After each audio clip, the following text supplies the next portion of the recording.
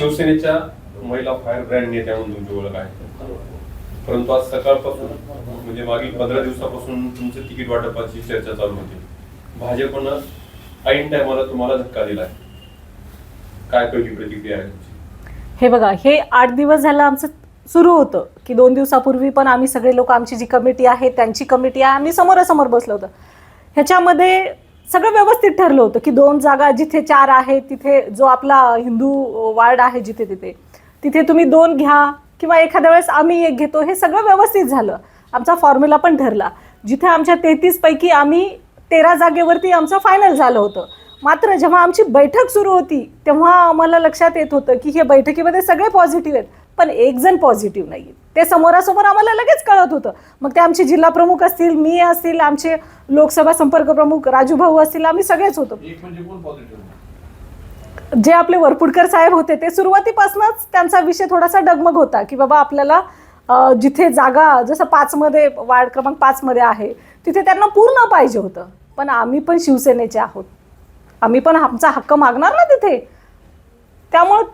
त्यामुळे त्यांचं असं म्हणणं होतं की नाही, 4 असेल, 5 असेल, 15 असेल, हे पूर्ण आम्ही हे करतो. शिवसेना नेत्यांकडून फक्त आणि फक्त भाजपमध्ये वरपुडकरांना टार्गेट केलं जातं. येस, पालकमंत्री म्हणून मेघना बोर्डीकर यांच्या हातात सुद्धा जिम्मेदारी आहे. अशी काही स्ट्रॅटेजी ठरवलेली आहे का शिवसेनेने फक्त वरपुडकर यांना टार्गेट करायचं? नाही. असतील कदाचित, मेघना बोर्डीकरही असतील, कारण काय, त्या पालकमंत्री आहेत. भाजपाच्या आज त्या पालकमंत्री आहेत, परभणीच्या आज पालकमंत्री आहेत आणि भाजपामध्ये मुख्य आहेत त्या. मग त्यांनी सर्वांनी मिळून ठरवलं असेल. कारण जेव्हा वरपुडकर साहेब म्हणत होते की नाही बाबा, की आमचे 2 जागा कमी किंवा जास्त, तेव्हा ते 2 पावलं आम्ही मागे किंवा 2 पावलं तुम्ही मागे, ह्याच्यामध्ये हा फॉर्म्युला ठरत होता ना. तरी पण त्यांनी जेव्हा आज सकाळी अचानकच आम्हाला सर्वांना कळालं की नाही बाबा, पाठीमागेच त्यांनी फॉर्म भरले युती, याच्यामध्ये मेन कारण तर बघा वरपुडकर साहेब आहेत. त्यांच्यामुळेच युती नाही झालेली. काल रात्री उशिरापर्यंत बैठकी झाल्या, बैठकीमध्ये तुमची युती फायनल झाली. हो. त्यानंतर नेते आपापल्या घरी गेले. सकाळी 10 वाजता सुद्धा तोच निरोप होता सगळ्यांना. बरोबर आहे. हा निरोप असताना ऐन टायमाला तुम्हाला कधी समजलं की भाजपनं पूर्ण जागांवर उमेदवारी अर्ज दाखल केलेले आहेत आणि शिवसेनेचा ऐनवेळी म्हणजे कोंडी करायचा हा प्रयत्न होता का? आणि या प्रयत्नामागे भाजपमध्ये कोण होतं आणि शिवसेनेने कोणी समर्थन होतं का अंतर्गत? शिवसेनेतले सुद्धा काही नेत्यांचं? नाही, शिवसेनेच्या आता सध्या तरी कुठल्या नेत्यांचं समर्थन नाहीये आणि शिवसेना ही नेहमी रोखठोक राहिलेली आहे. ज्यावेळी आमच्या जिल्हा प्रमुखांना कळालं की बाबा 2 सीटवरनं हा थोडासा वाद चाललाय आणि जसं आता जिल्हा प्रमुखांनी थोड्या वेळापूर्वी सांगितलेलंच आहे की आपल्या घरगड्यांसाठी, मी काय म्हणते, कार्यकर्त्यांसाठी तुम्ही लढा, कारण कार्यकर्त्यांना मोठं केलं पाहिजे. पण तुम्ही कार्यकर्त्यांसाठी नाही, तुमच्या लोकांसाठी करताय, त्यांच्यासाठी तुम्ही आपल्याबरोबर जी युती ठरली होती, जे रात्री बावनकुळे साहेबांनी सुद्धा सांगितलं होतं आणि आमच्या एकनाथजी शिंदे साहेबांनी सुद्धा जिल्हा प्रमुखांना फोन केला होता की बाबा ठीक आहे, एखादी जागा कमी तर कमी असू द्या, पण तरी पण आम्ही इतकं हे करून सुद्धा जिल्हा प्रमुखांना हे सगळं, आमची जी टीम आहे त्यांनी सगळं एक्सेप्ट करून हो म्हणल्यानंतर सुद्धा त्यांनी, जेव्हा ह्या युतीचं जे कळालं आम्हाला सकाळी, ही 11 वाजता युती तुटलेली, म्हणजे मला तरी समजलं, जिल्हा प्रमुखांच्या माध्यमातून कळालं की ताई आपली युती तुटलेली आहे. कारण का, वरपुडकर साहेबांना त्यांचे लोक, त्यांचे कार्यकर्ते नाही, त्यांचे घरगडी मोठे करायचे आहेत. सुरुवातीला 20-12चा फॉर्म्युला ठरला. हो. त्यानंतर वरिष्ठ नेत्यांचे फोन आले, 21-11चा ठरला. त्यानंतर वरच्या नेत्यांना परत बोलल्या गेलं, पुन्हा त्यामध्ये सीट कमी करण्याचा प्रयत्न करण्यात आला. शिवसेनेच्या अस्तित्वावर आलंय हे आणि शिवसेना संपवण्यासाठीच स्थानिकचं नेतृत्व असं करते असं वाटत नाही का तुम्हाला? नाही बघा, शिवसेना ही असं कोणी संपवलं म्हणून संपणार नाही. आताच आपण विधानसभेमध्ये बघितलेलं आहे की एकनाथजी शिंदे साहेबाचा चेहरा बघून लोकांनी मतदान केलेलं आहे, हे तर आपल्याला मान्यच करावं लागेल.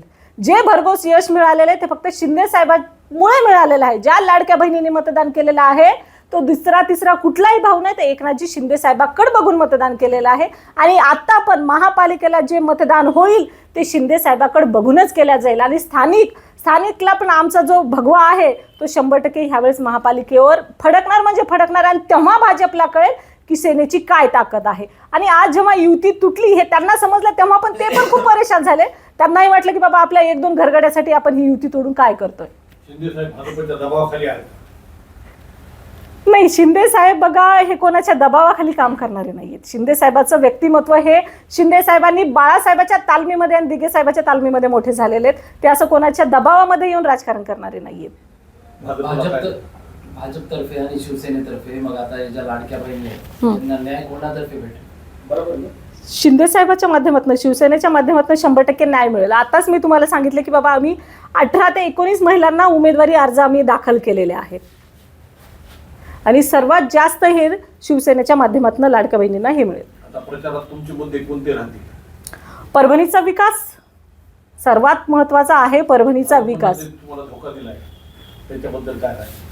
नाही, भाजपाने धोका दिला हे तर नाही, पण हा तर विषय आमचा सर्वात महत्त्वाचा आहे. विकासाचा मुद्दा आमचा असेल आणि वरिष्ठांनी जे सांगितलं ते मग जे काही मुद्दे असतील ते आम्ही घेऊ. पण सर्वात महत्त्वाचं जे आपण आज सतत उबाटाचे जे पाहतोय की बाबा सत्ता त्यांच्या हातात असून, आमदार खासदार इथला असून तरी आपण खड्ड्यातनं जातोय, धुळीतनं जातोय. लोकांना हे कुठेतरी बाजूला गेलं पाहिजे ना, कुठेतरी चांगलं ह्याच्यामुळे जे आजार व्हायला लागलेत हे सगळं कुठेतरी बदललं पाहिजे. आमदार खासदारांना काही आव्हान करतात? नाही, त्यांना आता आव्हान करण्याची काय गरज आहे? त्यांना आमची ताकद 16 तारखेला कळेलच आणि तेव्हा त्यांना लक्षात येईल की अरे आपण काय चुका केलेल्या आहेत. भाजप सोबत तुम्ही निवडणूक लढू शकले नाही त्या ठिकाणी आणि कार्यकर्त्यांची ऐनवेळी गोष्ट झाली, परंतु आता भाजपकडून तुमच्या नेत्यांचेच आरोप आहेत की भाजपकडून मोठ्या प्रमाणात अर्थकारण या निवडणुकीमध्ये दाखवलं जाईल. शिवसेना तुल्यबळ लढत देईल त्यांना? 100% देईल. नाही, तुल्यबल देणार नाही त्यांना. काय म्हणतात, तोडीस तोड शिवसेना राहील तिथे. कारण हे बघा, परभणीतल्या लोकांना ठीक आहे, अर्थ तुम्ही जसं म्हटला की अर्थव्यवस्था तिथं चालेल, पण लोक ते पाहतील पहिलं की बाबा तो उमेदवार कसा आहे, तो कसा काम करेल. आणि शिवसेना 100% आज जे आम्ही उमेदवार दिलेले आहेत ते तोडीस तोड आहेत. एकूण किती प्रभागामध्ये उमेदवार तुम्ही लढवताय? नाही, आम्ही जसं हिंदू बहुमल मध्ये आता तर आम्ही 35 AB फॉर्म आज दिलेले आहेत बघा. 35ला 35 आम्ही जागा पूर्ण लढवणार आहोत. शिवसेना भाजपसोबत ज्यावेळी सत्तेत गेली त्यावेळी परभणीमध्ये ज्यांनी शिवसेनेचे नेतृत्व केलं त्या लोकांना एबी फॉर्म देण्यात आले नाहीत आणि तुमच्या बोलण्यामध्ये असेल किंवा तुमच्या शिवसेनेच्या नेत्यांमध्ये त्या बोलण्यामध्ये दरवेळी हिंदू बहुल भाग, मुस्लिम बहुल भाग हा शहराचा भाग नाही का आणि तुम्ही त्यांना दुय्यम नागरिकत्व देतायत का? नाही, असा काही विषय नाही आहे. आणि आता जो तुम्ही म्हटलात की बाबा जे पहिल्यापासनं होते, जे सेनेमध्ये सुरुवातीपासून जे आमच्याबरोबर आहेत, तसं तर शिंदे साहेब हे कोणावरही अन्याय करणारे नाही आहेत आणि तसंच आमचे जिल्हा प्रमुख जे आहेत तेही कोणावर अन्याय करणार नाही आहेत. पण हा जो तिकिटाचा विषय असेल किंवा उमेदवारी देण्याचा विषय असेल तो हा एकट्याचा निर्णय नाही आहे. आणि जेव्हा उमेदवारी द्यायची तेव्हा ते खालचं त्यांचं बॅकग्राऊंड बघितलं जाईल, म्हणजे की ते लोकांमध्ये किती त्यांचा संपर्क आहे, तिथला सर्वे काय सांगतो आहे आणि ते त्यांनी किती आतापर्यंत काय काम केलं आहे ह्याच्यावरही त्या गोष्टी ठरतील ना. आणि ते सगळं लक्षात घेऊन आम्ही उमेदवारी दिलेल्या आहेत. आणि जेव्हा आमचे संपर्क प्रमुख आनंद जाधव साहेब आता आहेत, हे सगळे एकत्र बसून त्यांनी ठरवलेलं आहे की बाबा उमेदवारी अर्ज कोणाला उमेदवारी द्यायला पाहिजे. शिंदे तुमचे जुने जिल्हा प्रमुख आहेत, त्यांना एबी फॉर्म देण्यात आलेला नाही. दुसरी गोष्ट, तुम्ही हिंदू बहुल हा शब्द दरवेळी वापरताय. मुस्लिम मतदार नकोत का तुम्हाला? आणि व्यंकटराव यांचं तिकीट काटण्याचं कारण काय? कारण दुसऱ्या गटाकडून आरोप होत आहेत.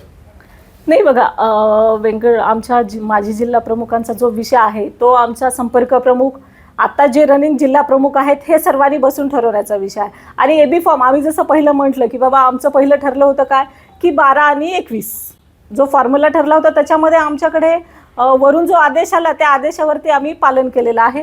आणि राहिला व्यंकटरावचा तो वरिष्ठ लेवलचा विषय, त्याच्यामध्ये मी नाही हस्तक्षेप. आमच्यामध्ये गट नाहीच आहेत, आमच्या शिवसेनेमध्ये गट नाहीच आहेत. आम्ही दाखवतो वेगळं, आज तुम्ही पहा आमचं चित्र काय वेगळं आहे. आमचे सगळे लोक एकत्र आहेत. लोकांना असं वाटतं की आमच्यामध्ये गट आहेत, पण शिवसेनेमध्ये कुठलाही गट नाहीये, फक्त शिवसेनाच आहे आणि ते सगळे एकत्र आहेत. पत्रकार परिषदेमध्ये दुसरा गट दिसला नाही मग? नाही, आमचे जे संपर्क प्रमुख होते ते त्यांचं कोणीतरी वारलंय, ते तिकडे गेलेले आहेत. आणि बाकी तर आम्ही सगळे एकत्र होतो. आणि राहिला माझी जिल्हा प्रमुखांचा विषय, तो वरिष्ठ लेवलचा विषय आहे, त्याच्यामध्ये मी काही बोलू नाही शकत. तुम्ही जिल्हा प्रमुख आहात ना? नाही, आहे मी कमिटीमध्ये होता. हो, होते ना. म्हणजे हे 2 गट जे नाही म्हणताय तुम्ही, पण ते एक गटाचं काम तू मला मार आणि मी लागल्यासारखं करतो याच्यासाठी ठेवलं? नाही, असा काही नाहीये, असा काही विषय नाहीये. सगळे आम्ही एकत्रच आहोत. धन्यवाद. जय महाराष्ट्र.